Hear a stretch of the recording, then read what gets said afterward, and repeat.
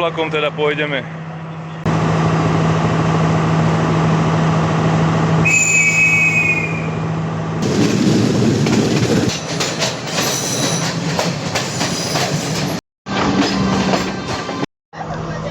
Tak sme sa vykoľajili. Akože niekto by nadával, hej, že niečo také sa stalo. Keďže je tu o nejakých 10 stupňov chladnejšie. Dobré ránko. Tak Saša si ani toto nerozmyslela, takže ideme ku Budhovmu chrámu úplne hore na kopci a dúfajme, že nezačne vršať.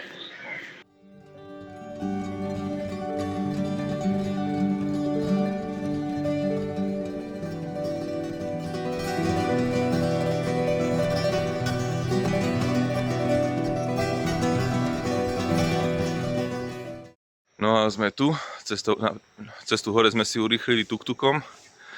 Chrám je zatiaľ zatvorený, zatvárajú ho o 10, ale my sme tu hlavne kvôli východu slnka, ale keďže je trošku zamračené, tak asi z toho veľa neuvidíme. Tuk-tuk ale dostával zabrať pri našich hmotnostiach, keďže kopec je dosť strmý. A na jednom úseku, jeden úsek bol taký strmý, že sme si normálne museli vystúpiť, prejsť asi 5 metrov pešo.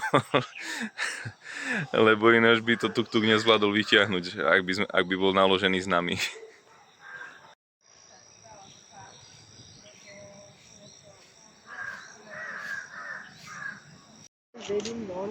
No a tu máme kandy celé na dlani. Chrám nakoniec nikto neotvoril, tak sme sa pobrali preč, aspoň po pokochaní sa výhľadmi a ideme naspäť na ubytovanie, no možno sa cestou zastavíme niekde na raňajkách, lebo nám o 9:30 ide vlak. Našou ďalšou zastávkou bude mesto Nuara Elia, kde by malo byť snáď najchladnejšie z celej našej návštevy Srí Lanky a možnosti rôznej turistiky a čajové plantáže.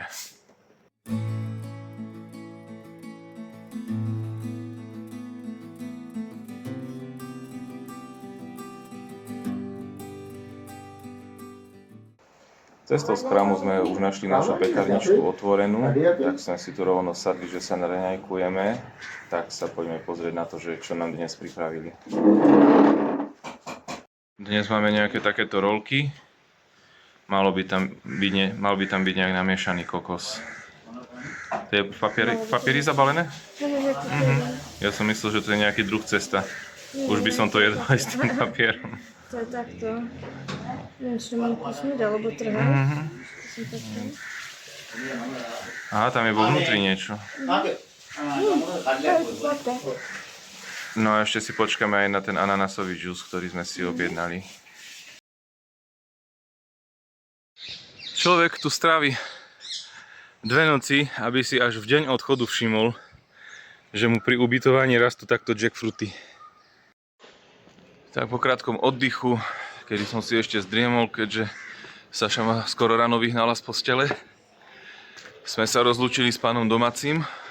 Ak niekedy prídete do Kandy, rozhodne sa ubytujte tu, akurát je to trošku zašité, ale je to nádherné. No a my pokračujeme teda na železničnú stanicu, na vlak do stanice na Nuoja, odkiaľ si potom asi zavoláme nejaký tuk-tuk do mesta Nuara Elia, kde budeme ďalej objavovať Srí Lanku.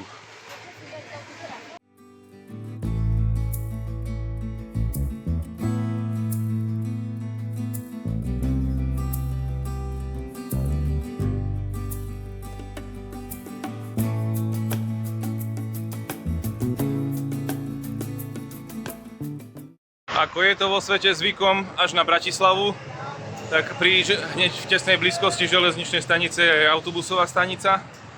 No a tak sa tu predierame takto pomedzi sprevádzajúci personál autobusov idúcich do rôznych smerov, ktorí vytrvalo vybliakujú všade naokolo destinácie spojov, ktoré sprevádzajú.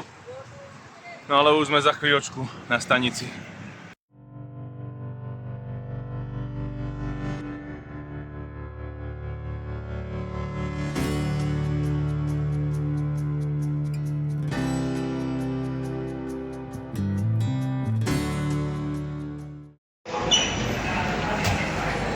No, vyzerá to, že ten vlak bude poriadne vyťažený. Súdia podľa toho hradu. Všimnite si odchodová tabuľa pre vlaky. Z našich končín som toto videl už len v socialistických filmoch.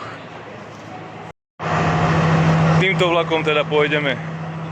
Čínska motorová jednotka. Názov spoje Ella Odyssey.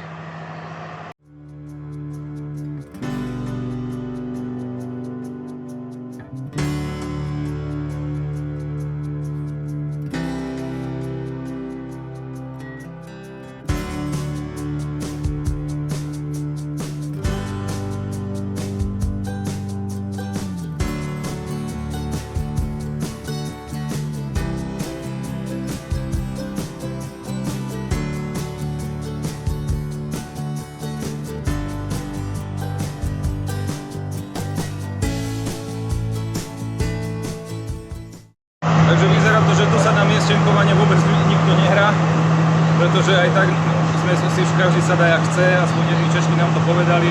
A zatiaľ predbežne platí dohoda, že keď príde niekto z miestčenkou a vyhodí nás z miesta, tak my vyhodíme ich, alebo keď vyhodia ich, tak oni vyhodia potom nás a nejak to už bude. Každopádne konečne sedíme vo vlaku, otvorí sa okna sú otváracie, čiže bude nádherná možnosť filmovať všetky tie výhľady. Dúfam, že som si sadol na správnu stranu. Ak nie, prídem na tú Sašinu. Čo sa týka otvárania okien, majú tu úžasnú vymoženosť. Môžete si okno otvoriť buď takto, na stojaka, alebo takto. A môžete takto sedieť pri otvorenom okne a dúfať, že sa z toho okna nestane gilotína.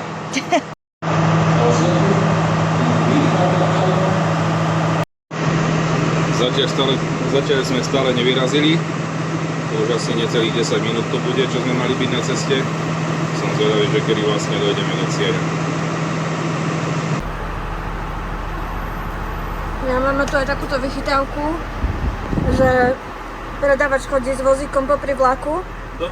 Doplňujem, že to nie je vychytávka, to bolo niečo, čo u nás už zaniklo. Áno. Je 2 pieces, sir. Ale niečo, čo ja už si nepamätám, takže pre mňa to je zaujímavá vec. Nestrachuj sa, ani ja si to nemám šancu A že si môžeme takto cez okno kupovať občerstvenie. 300. Thank you, sir. Takže čo si nám to kúpil, samo si? Nejaké také tie placky podobné tomu, čo sme... Aha, hej. Už také. Daj. Díky.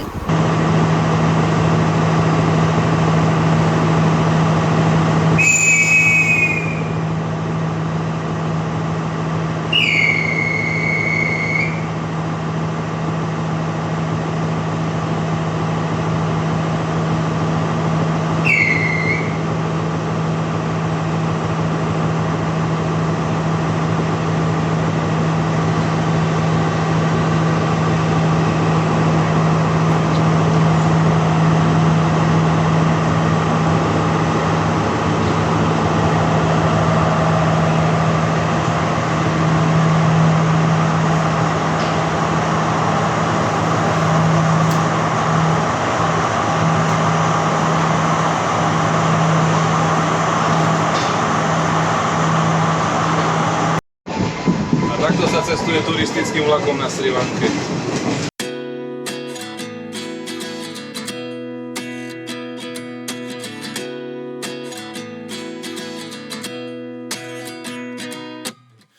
And I find myself wondering what did happen to the last 10. I ran away with my life, fast forward, never turn back again. It's kind of funny that the more we pass time, the more we need to set the rewind. And 19 was the year I had to leave you, but now I'm seeing. No a stačí jeden cestujúci, ktorý trvá na dodržiavaní zasadacieho poriadku podľa predaných miesteniek a vo vozni nastáva formol. Takže najprv vyhodili dve Češky, ktoré sedeli na našich miestach. Tie Češky vyhodili nás, pretože sme my sedeli na ich miestach. No a my sme zase vyhodili cestujúcich, ktorí sedeli na našich miestach. Takže takto toto funguje. Myslím si, že hlavným dôvodom vypravovania takýchto turistických vlakov je práve to, že ten vlak ide cez nádhernú krajinu a to ústavičné vykláňanie sa rôznych turistov z vlakov za účelom fotografovania alebo filmovania by možno aj pekne obťažovalo domácich cestujúcich. Takže je to vlastne také veľmi dobré riešenie, že jednoducho vypravia cestujúcim osobitný vlak, no moment kontrola lístkov.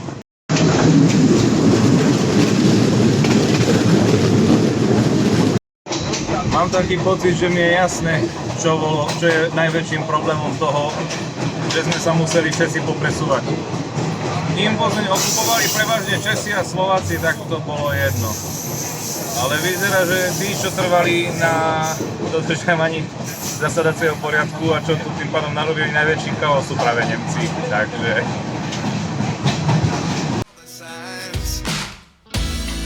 Is this really happening? I can't believe it's true. I'm just as surprised as you. Is this really happening? I can't be too sure, but one day I'll be yours again. Tak dúfam, že mi to pri týchto otrasoch nespadne. Konečne mám k dispozícii strilenské pivo, tak ho poďme ochutnať. Stálo 1000 rupí, čiže ako dosť drahé na môj vkus. Nejak 2,50 €.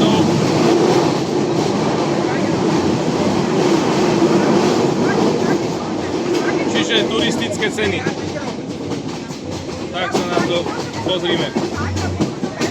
Na zdravie.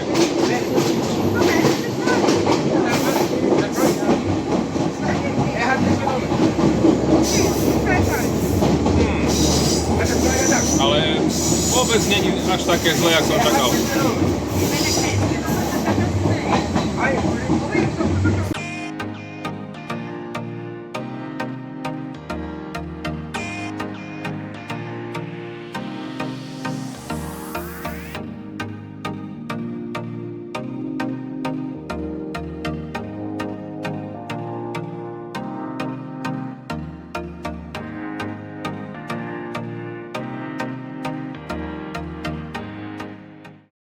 Ešte sme sa nepozreli, ako vyzerajú sociálne zariadenia v tomto vlaku, takže takto máme záchod, dokonca aj tlakomer.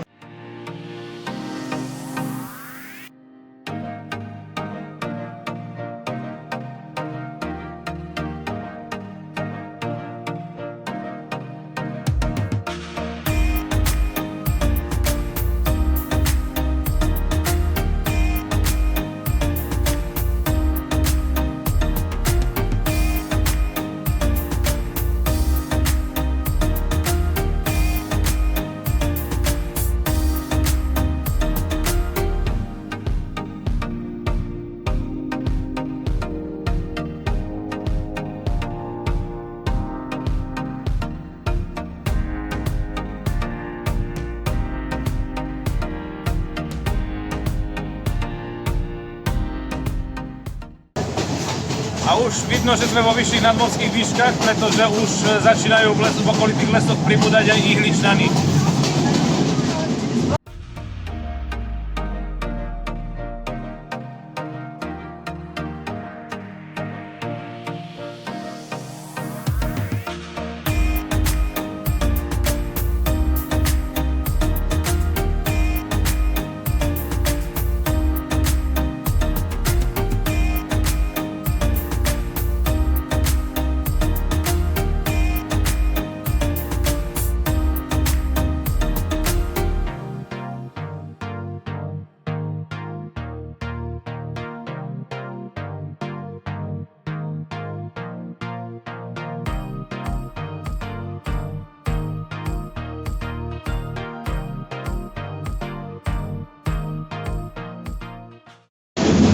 Počas cesty pravidelných intervalov vidno jednu babu, ktorá je dobre švihnutá.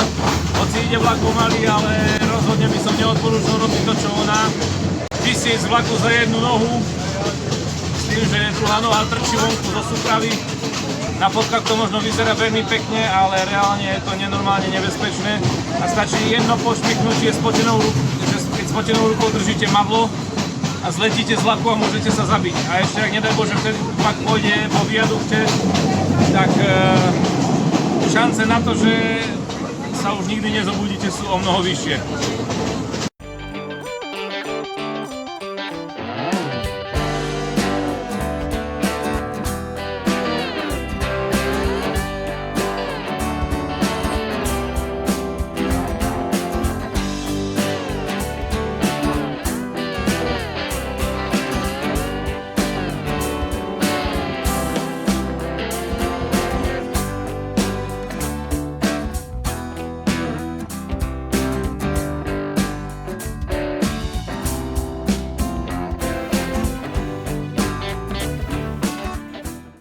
V tomto prípade nám ručne vodič ešte spomalil, keď sme prechádzali cez tunel, ktorý bol prerušený vodopadom.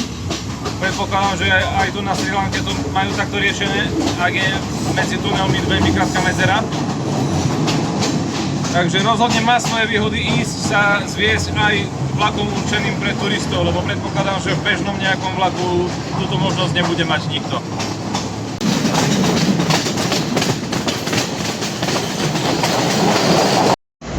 Krajina sa s nadmorskou výškou úplne zmenila a teraz to dosť pripomína niečo, čo máme doma aj my.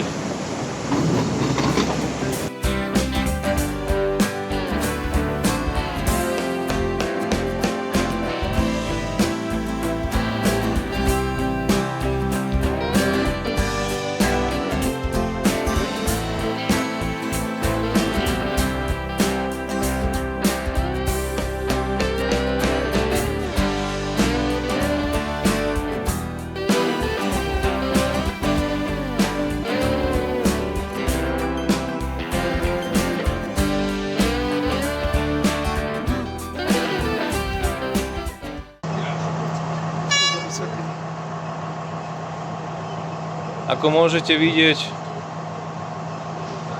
doprava je tu ešte riadená žezlovým systémom. Výpravca akurát ide podať ručňovodičovi žezlo na nasledujúci traťový úsek a ručňovodič alebo pomocník ručňovodiča výpravcovi akurát odovzdal z predchádzajúceho traťového úseku žezlo.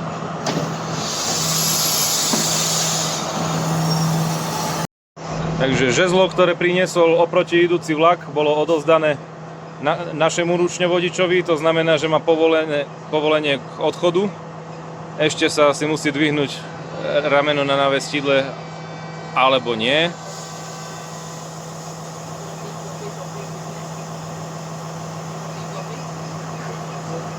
Want tea, coffees? No, thank you, sir.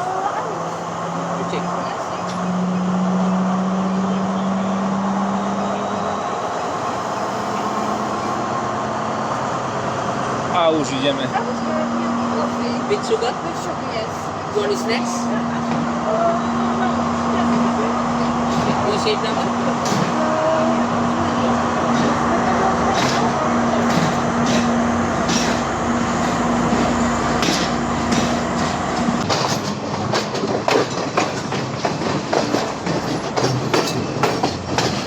Á, tak to návestidlo vyzerá byť ako zoraďovacie podľa toho modrého sklíčka na clone.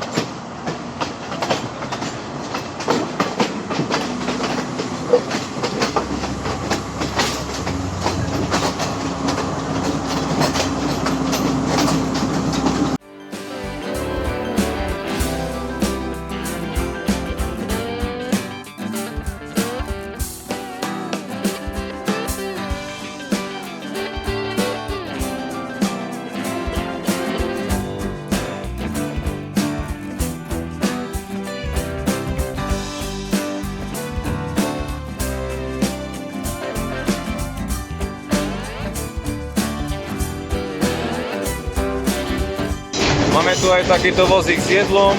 Kto videl Dana Dreva, vie, čo má robiť teraz akurát.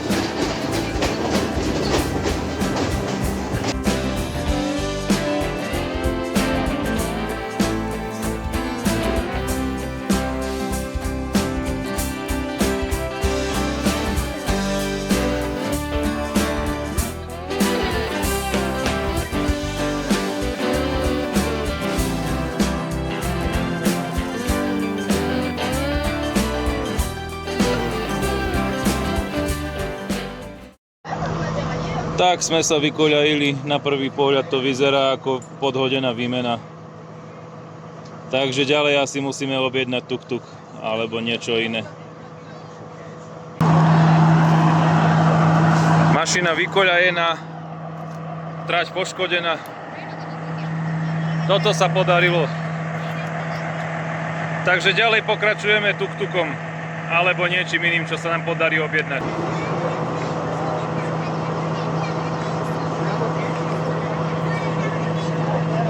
My vyzeráme byť v poriadku.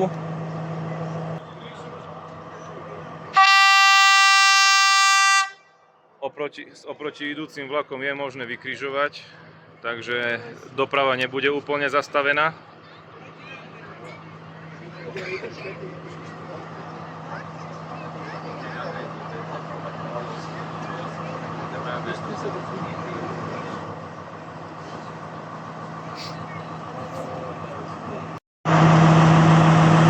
Normálne sme až podvaly posunuli.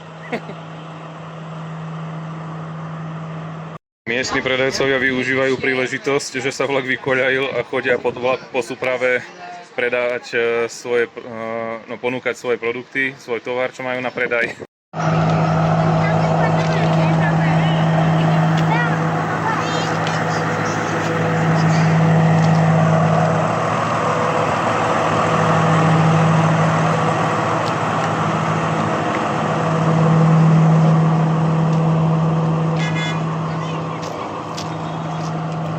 Tak vyzerá to, že náhradný vlak príde skôr ako náš tuk-tuk, ale ten už je takmer pri nás a už nám je blbé ho teraz rušiť, že by sme išli ďalej vlakom, tak už sa necháme odviesť priamo na ubytovanie odtiaľto. A v princípe možno to bude aj pohodlnejšie pre nás, pretože keď sa teraz všetci turisti z toho vlaku natrepú ku bežnej frekvencii cestujúcich v tom, čo teraz príde, tak tam všetci budú nasadinkovaní, jak také haringy, no tak my budeme brázdiť okolité serpentíny na tuk-tuku.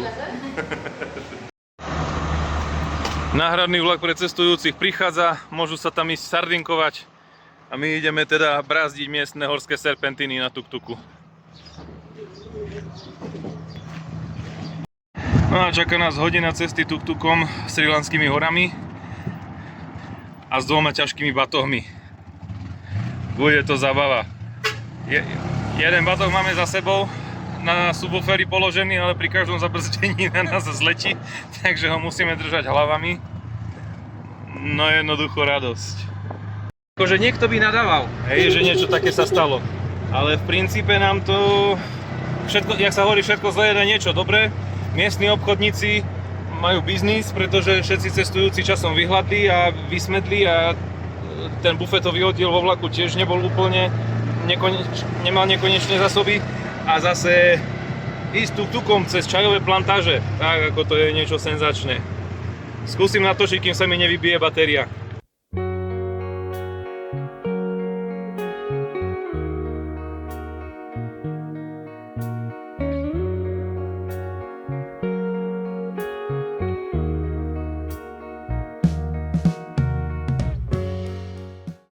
Tak vyzerá, že nakoniec ešte budeme mať vyhliadkovú. Zase spadol batoh. Sorry, what? If we want to go out. Aha, okay. Yeah, that Okay. would be nice. If you... Nakoniec nám šofér robí aj takéto vyhliadkové zastávky. Všade tu krásne vonia čaj. Tu vidíte, za mnou posadený je. Je to nakoniec veľmi zaujímavé vyústenie dnešnej jazdy vlakom a celkového vykoľajenia.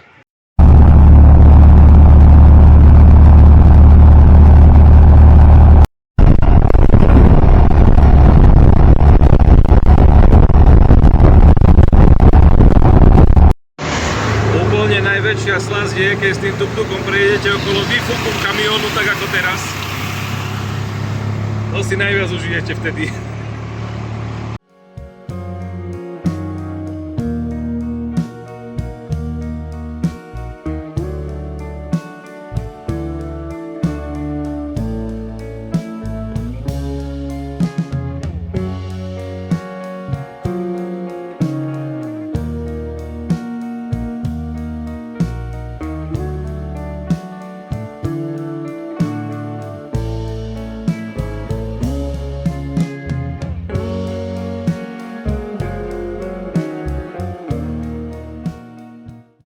Tak a už sme na našom ubytovaní po hodinovej ceste tuk-tukom.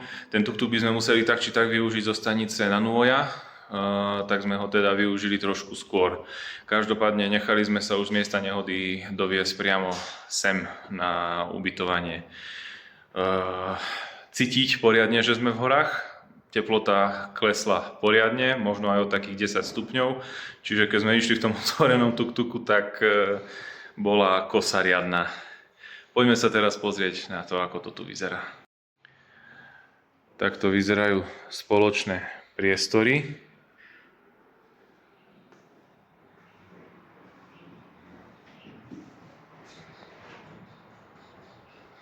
Máme tu teda aj krásny výhľad. Tadiaľto sa vychádza vonku. Tu je taká spoločná kuchynka.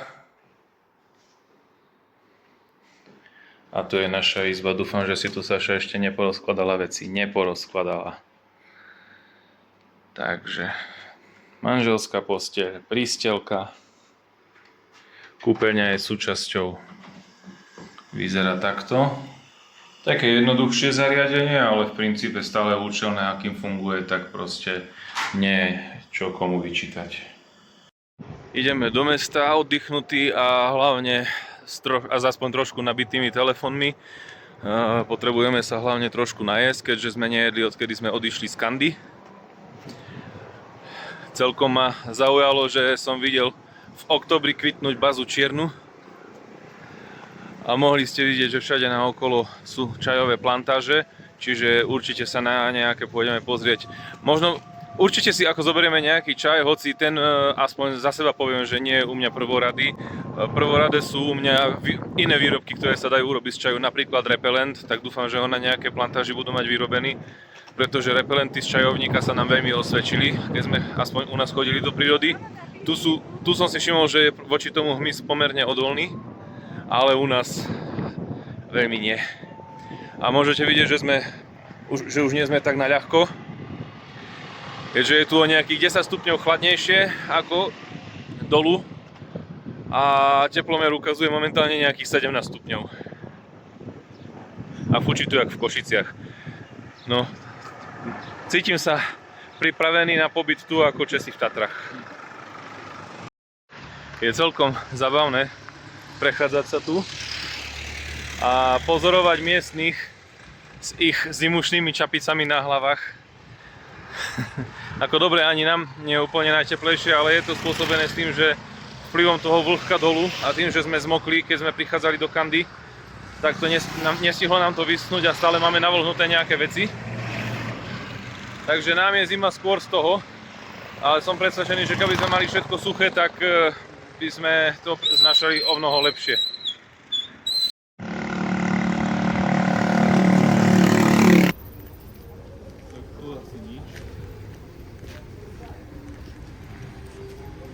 A tu už som začínala mať nádej.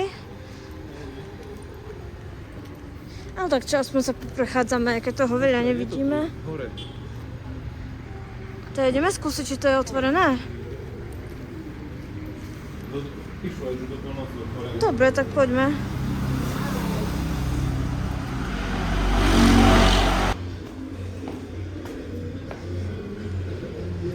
Ale vyzerá to, že to je otvorené.